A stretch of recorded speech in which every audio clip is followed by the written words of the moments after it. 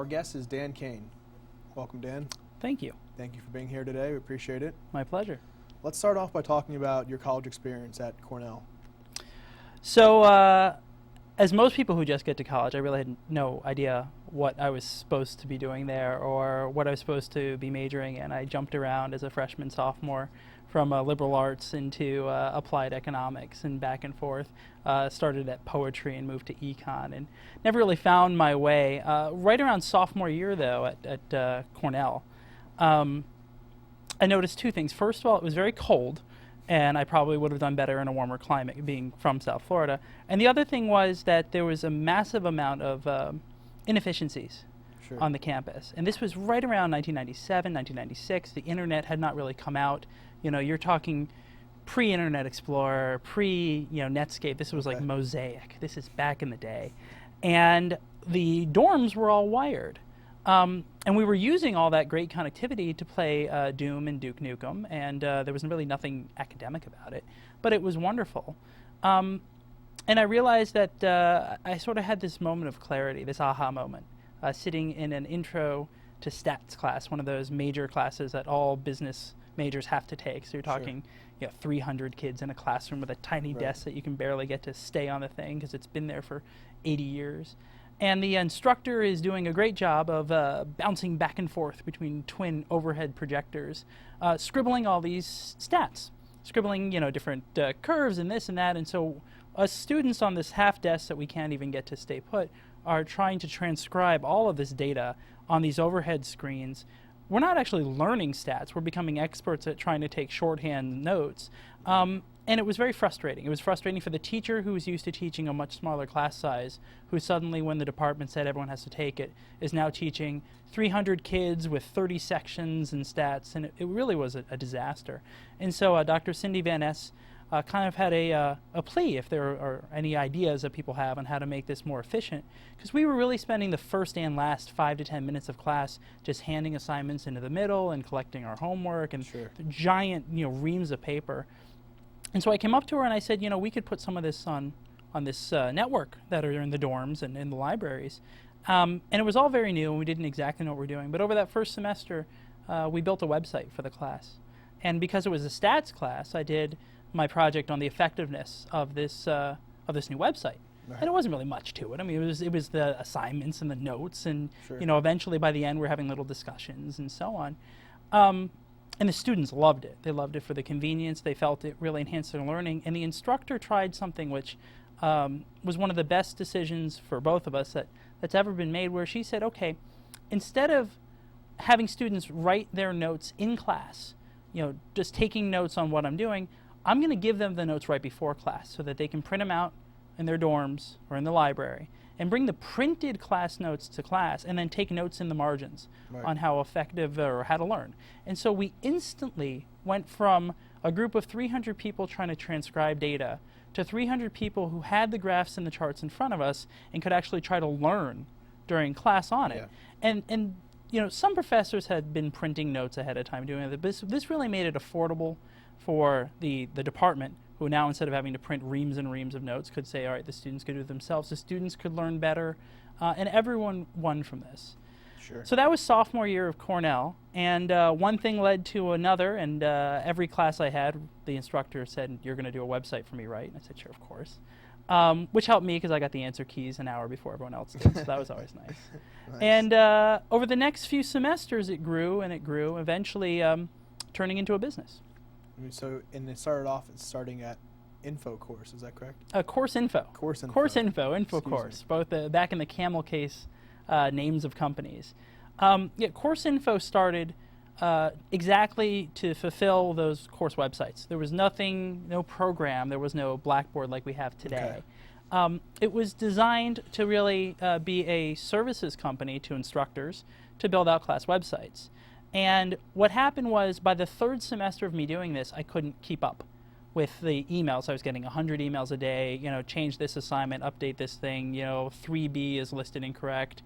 And I said, I can't just do this out of my own goodwill anymore. I'm trying to, I had a separate job from this, and I'm here to learn, and I'm spending all my time building all these websites. And the instructors and departments said, well, we can pay you. And so I'm now, a junior, freshman year, or junior year, first semester, and I'm a business major, and ding, when someone says, well, we'll pay you, I'm like, well, that's great. So I hired my housemates because they're the only people crazy enough to work for that low wage. And we started CourseInfo to fulfill the web design requirements of a growing number of instructors using this service.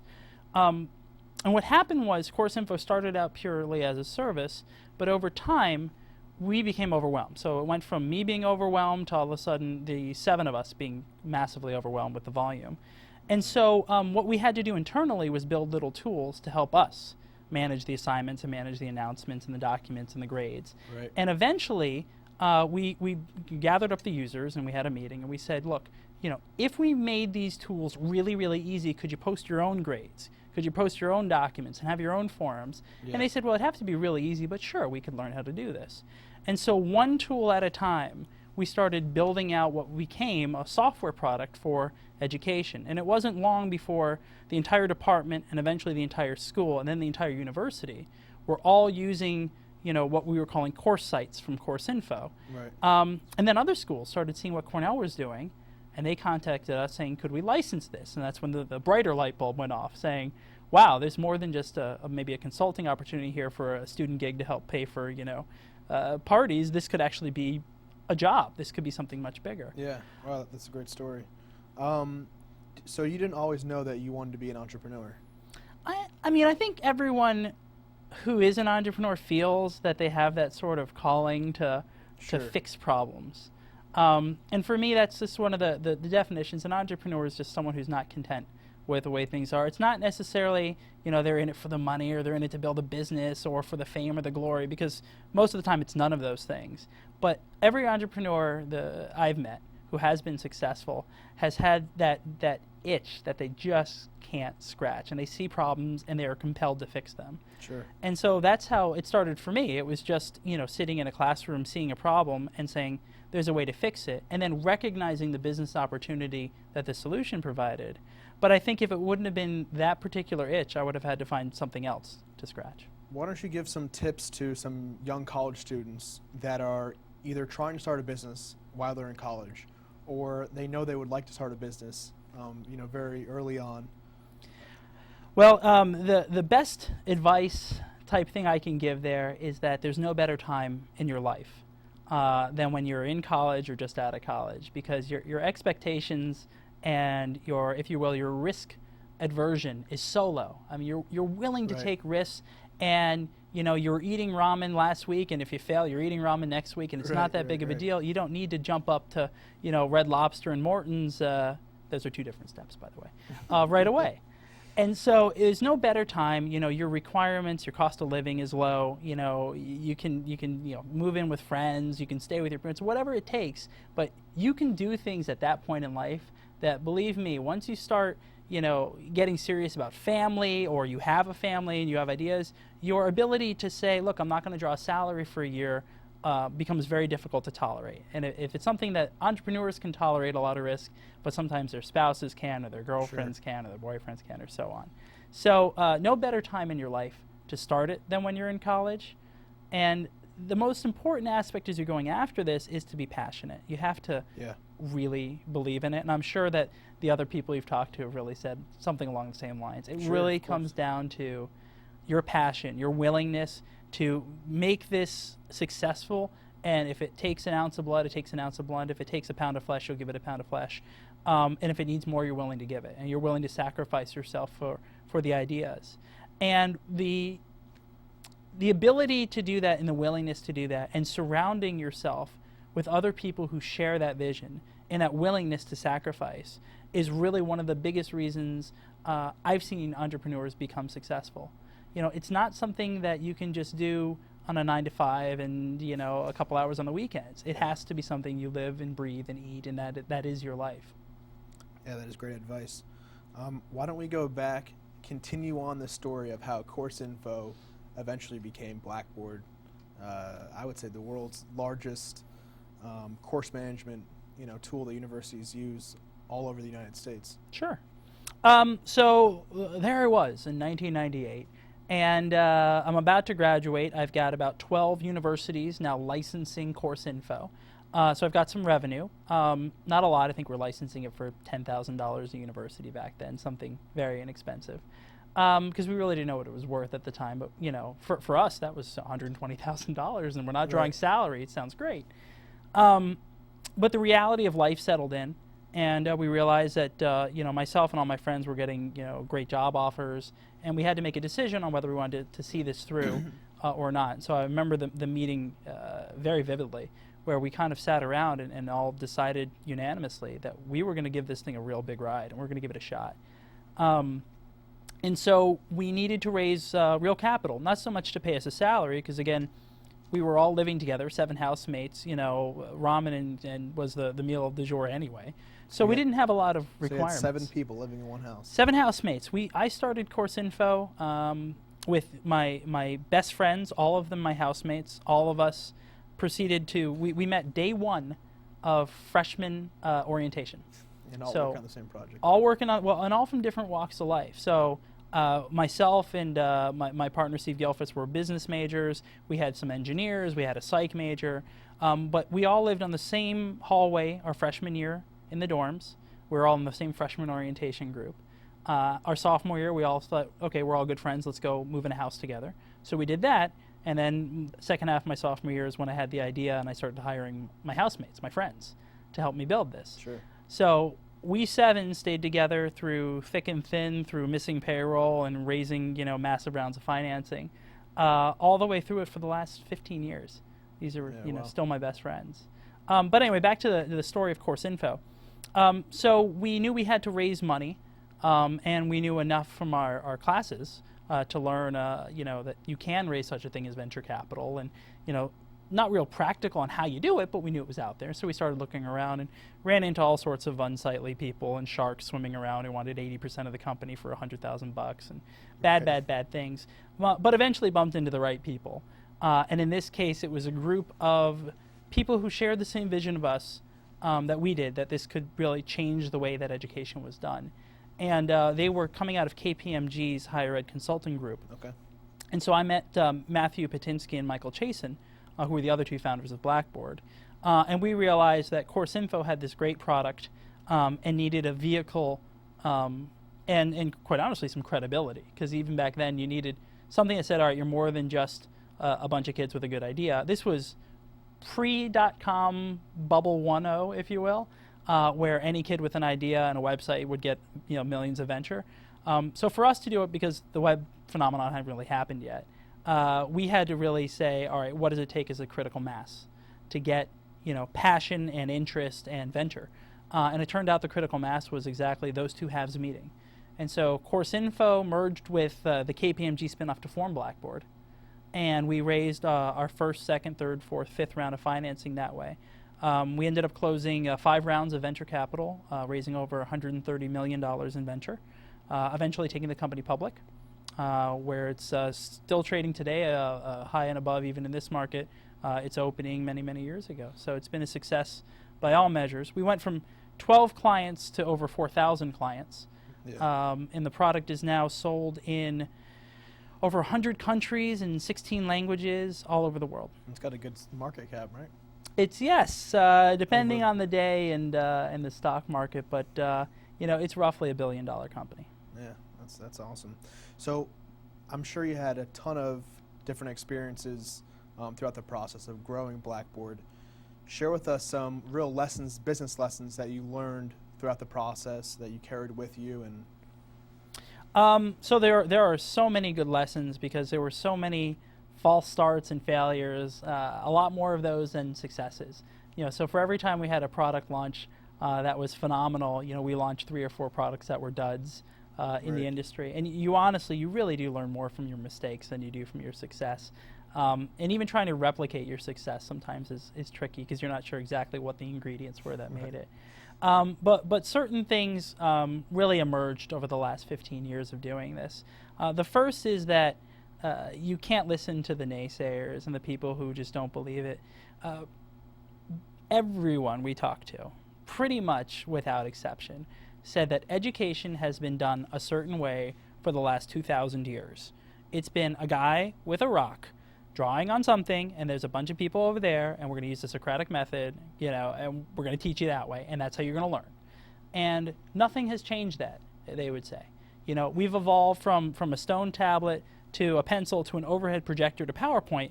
Same thing. It's still students, teacher in the front. This is how we're going to teach and learn. Right. Nothing is going to change that. And we didn't believe that. We thought that there were better ways to teach and learn. We thought that it could be a much more constructivist process where students and faculty and teams working together to understand things and exciting and more engaging learning. Sure, so persistence. Absolutely. And so we had to get through a lot of that. We had to define a category and then provide a solution at the same time, which is something that's pretty tricky to go through. Yeah. So at the end of the day, our passion really for what we were doing and our belief that really was going to change the way that people teach and learn really helped to overcome some of the doubters. And there always will be doubters out there. Another thing is just, every entrepreneur on almost every project they work on will question themselves, will question why they're doing it or why, because you're putting so much of yourself into this thing. And you'll reach that point at which you're like, is this really going to work? And you have to overcome that. It's not always something that people can do themselves. That's why it's important to surround yourself with other people who believe in you, believe in what you're doing, believe in the vision that you guys have really jointly established. Yeah. And getting that support, it's not something you should feel that you have to do everything yourself. Just because you are an entrepreneur, it doesn't necessarily mean that you always have every answer, that you have unflagging belief in what you're doing. It's absolutely normal. It's human to have those rough days, and to have people around you, whether it's business people or even just family members who support you. Again, one of those, if you look at the most successful entrepreneurs, you will always find around them supporting elements, right? Supporting people, because it takes so much out of you to be an entrepreneur that you need those people around you. So, you definitely touched on a lot of great points. But just to narrow down, what, in your opinion, would be the 3 most important keys to success? So from an entrepreneur's perspective, the first is passion. So, that's almost a requirement of every entrepreneur, is having that passionate nature, having passion for what you're doing and what you believe in. More tactically, and I'll use my other 2 answers to give you tactical answers, the 2 biggest mistakes entrepreneurs make, and so these are kind of your 2 other requirements, are one is not writing a plan or having a plan. Okay. Kind of going into something completely blind. So the biggest mistake I see a lot of people make is they don't have a plan for either success or failure. They just don't know. They just we'll take it as we go. So you have to have a plan. And the other side of that biggest mistake is people who stick with the plan. So, you want to tell people you got to write a business plan, and then the worst thing you can do is you can adhere to it. But you have to know where you're going and then make course corrections as you're getting there. But if you don't have a destination, then all roads sort of lead to the same place. Right. You have to know what you want to do, and you have to have a plan to get there. And then worlds change, markets change, people change. So you have to be able to sort of abandon that plan and find a different way to sort of get to the same place. But the planning process is key, and I tell every entrepreneur, you really have to have, not a traditional classic, you have to have every section of a business plan, but you really need to know where you want to go and how you want to get there. And then once you have that, be willing to adjust. What are the key things that you look for when you're hiring someone or want someone to have a certain trait to be around you?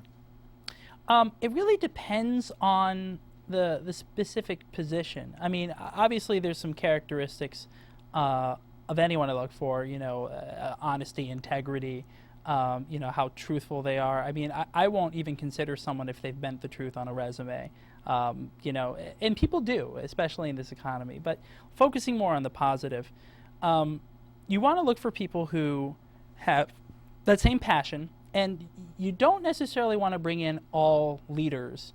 At the same time, you don't want to bring in all doers. You need that balance. So depending on the type of position, you need to find the right balance of people in there. But the honesty and integrity and passion really can help you overcome anything. Passion just as a tool can help you overcome almost any obstacle, and you need it on good days and bad. So that's the thing I look for most in someone, is that spark, that inspiration, that passion that they have. And then depending on the position, sometimes you really need a very strong leader position, and sometimes you need a lot of people who are, their career goals aren't necessarily to become a manager. One of the best things I did at Blackboard, and I've taken with me everywhere, is I've made sure to set up career paths that don't always lead to management and then, VP and then a CEO kind of position. There are some people who are perfectly content being an engineer their whole life. And so you need to give those types of people a career path that doesn't say, well, you're a great engineer, now you're going to have a team of 2 engineers and you're in charge. Because not everyone's wired in the way that they want. They want that leadership. They want that management responsibility.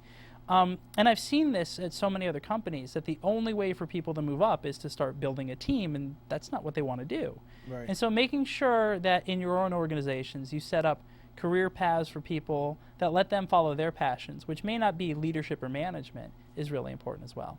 And today's economy is becoming more and more global, due to technology, transportation, and it's really changing how we do business as a whole. What is some advice you can give to young people to really, be the head of that curve? Well, you're absolutely right in that it very much is a small world now. And you need to understand a little bit of the global dynamics of things, but it's probably just as important to understand the macro trends that are going on. So you can't get a business degree without understanding that it's a very global world, and a lot of companies right now in the U.S. are actually finding tremendous success internationally when their domestic success hasn't been great. Yeah, so true. Take any trend, really any trend that's happened, social networking, iPhone, 3G, whatever. And you can say, well, it's been a success here, but now let's look, let's look at Brazil. Does Brazil have a huge social network like Facebook? Not yet. So is there an opportunity there? Absolutely. Same thing, China, India. I mean, you can just sort of say, use the U.S. as a test market, then what works here is likely to work in other places. The other thing to understand is the overarching economy. And really, if anything, the last few months have showed us that this really is a massively integrated system for our global economics. Right. And the failure of one aspect, the U.S. real estate market bubble bursting, really leads to, in this case, a global collapse of credit and everything else. How does that play into your company? So, right now may be a horrible time to start a mortgage brokerage, but it's a great time to find opportunities of helping people through this economic crisis, or finding people to do really anything that helps individuals through these harder times.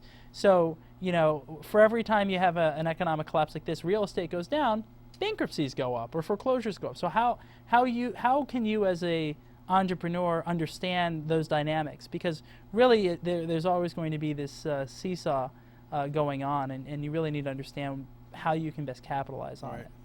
So really overall, just keep your eye on the global markets. That's right. I mean, there are ways for entrepreneurs to make a good business successful, in good or bad. I mean, if anything, times like this, I have a different Web 2.0 company called Kado. When this bubble has burst, it's the wildfire that clears the way for new growth to come in. Sure. And so you can either be one of the companies that gets consumed in the fire, or you can be one of those that survives and lives to sort of reseed the market. So, 6 months ago, there were hundreds of social sharing applications like the one I'm running now. 2 months from now, I wonder how many will be here. So it provides opportunity. All these right. Sort of interesting economic times provide opportunity.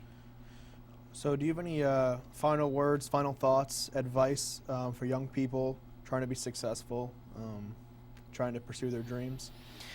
Don't give up. I mean, obviously, if you're already out there pursuing your dreams, you don't need me to tell you that. But don't give up.